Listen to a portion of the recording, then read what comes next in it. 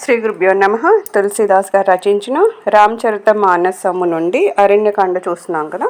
సీతాదేవికి అనసూయాదేవి ఉపదేశములు. అనసూया के पद गहि सीता, मिली बहोरी सुशील विनीता. ऋषिपति मन सुखादिकाई, आशीष देई निकट बैठाई. दिव्य बसन भूषण पहिराए, जेनि तनूतन अमल सुहाए. कह ऋषि बधु सरस मृदु पानी, नारी धर्म कछु ब्याज बखानी.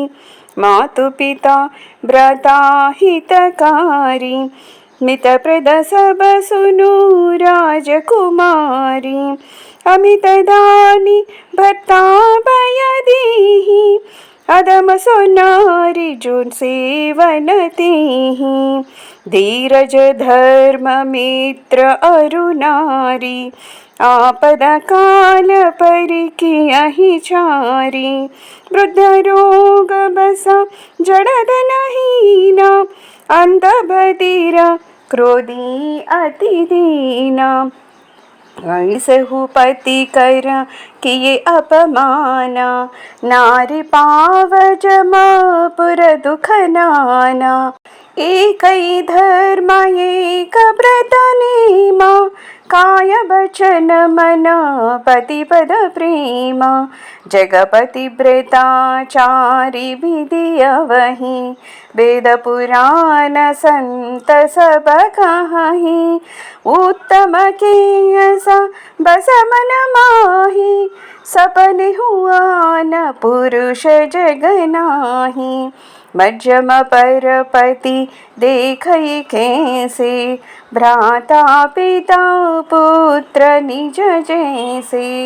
धर्म विचारी समुझि कुल रहई, सोन केष्ट त्रिय श्रुति अस कहई. बिनु अवसर भय तीरह जोई, जानेहु अदम नारी जग सोई. पति वंचक परपति रति करई, रौरव नरक कल्प सत परई. छन सुख लागी जन्म सत कोटि, दुख न समझु तेहि सम को खोटी. बिनु श्रम नारी परम गति नहई, पतिव्रत धर्म छाड़ी चल गहई.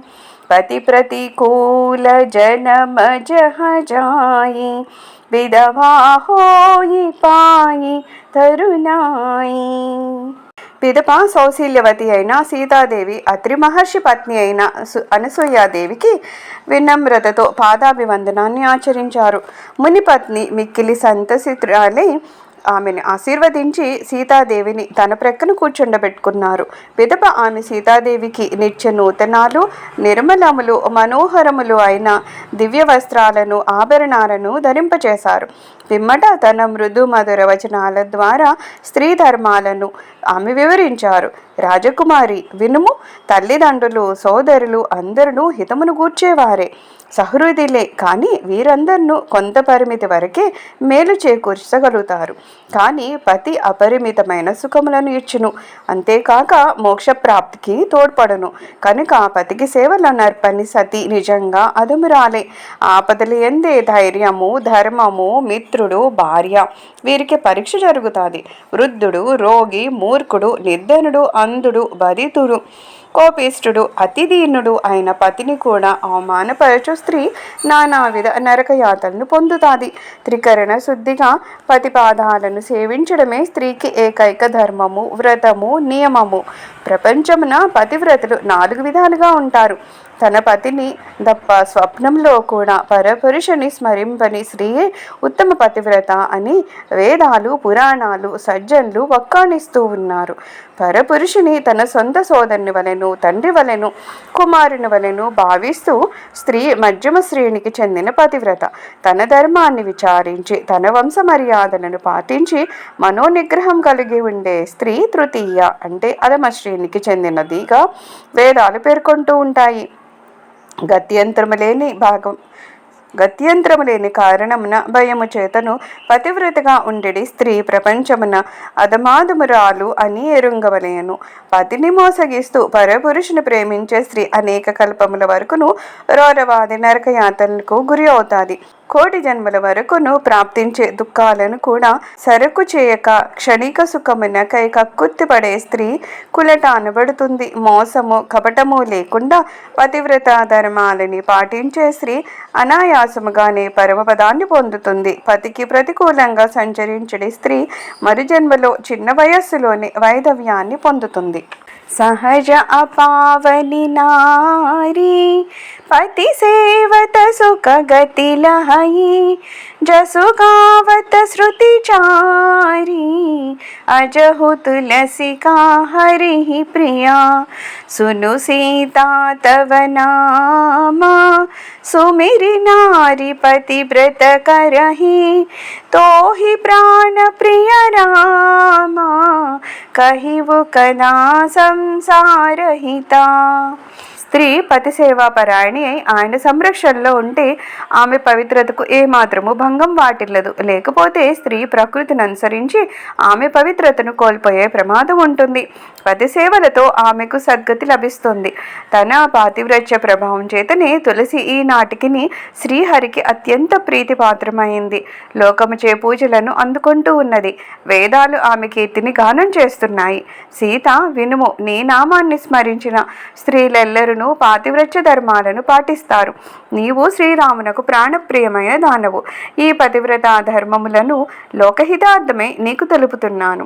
సుని జానకి పరమ సుఖుభావా సాదరతా సుచరణ సిరునావా తవ ముని సనకః కృపా నిధాన ఆయసు होई जाऊ बनाना संततमो पर कृपा करे हूँ सेवक जानी तजेहु जनिने हूँ धर्म धुरंधरा प्रभु कई बानी सुनि स प्रेम बोले मुनि ज्ञानी जासु कृपा अज शिव सनकादि चहत सकल परमारधवादी ते तुम राम अकाम प्यारे दीन बंधु मृदु भजन उचारी अब जानी मैं श्री चतुराई भजी तुम ही सब देव बिहाई